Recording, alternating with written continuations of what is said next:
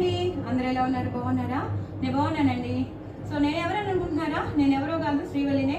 ఎప్పుడు మీరు నా మాట వింటూ ఉంటారు, నా మాటలే వినిపిస్తాయి, మీకు నా వాయిస్ ఓవరే వినిపిస్తుంది. బట్ నేనెవరో మీకు అందరికీ తెలియదు, నేనేనండి శ్రీవల్లిని. సో తప్పకుండా నా ఛానల్ని సబ్స్క్రైబ్ చేసుకుంటారని, సపోర్ట్ చేస్తారని అనుకుంటాను. మీ సపోర్ట్ నాకు కంపల్సరీ కావాలండి, because you're all my family members and friends అండి.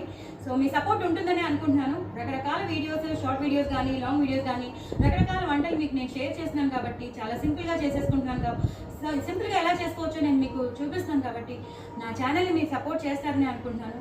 దయచేసి నా ఛానల్ని సపోర్ట్ చేయండి, అలాగే నలుగురికి షేర్ చేయండి, ప్రమోట్ చేయండి. ఇంతకన్నా నేనేం చెప్పలేను. ఎప్పటికీ నేను మీకు దగ్గరగా అవ్వాలనే చూస్తున్నాను వంటల ద్వారా. సో తప్పకుండా నా వంటలు మీకు నచ్చుతున్నాయి అనుకున్నాను. వంటలు నచ్చితే మాత్రం కామెంట్ బాక్స్లో పెట్టండి. చాలా చాలా టేస్టీ వంటలు మీ ముందుకు వస్తాయండి. బట్ మీ సపోర్ట్ నాకు చాలా చాలా అవసరం. తప్పకుండా సపోర్ట్ చేయండి, ఓకేనా? బాయ్ అండి. హాయ్ అండి, ఇదేంటి అనుకుంటున్నారా? గుత్తి కాకరకాయ. ఎప్పుడు కాకరకాయ వస్తుంది.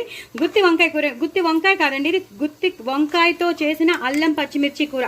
గుత్తి వంకాయగానే ఉంచేసాను, ఎలాగా కట్ చేయకుండా, ముక్కలుగా చేయకుండా ఇలా గుత్తిగా చేసేసాను అనమాట. చాలా దీన్ని కదపాలంటేనే చాలా అదిరిపోయింది, మాత్రం చాలా చాలా సాఫ్ట్గా. దీని రెసిపీ నేను మీకు షేర్ చేసినాను, లాంగ్ వీడియో చూడండి. చాలా చాలా బాగుంటుంది.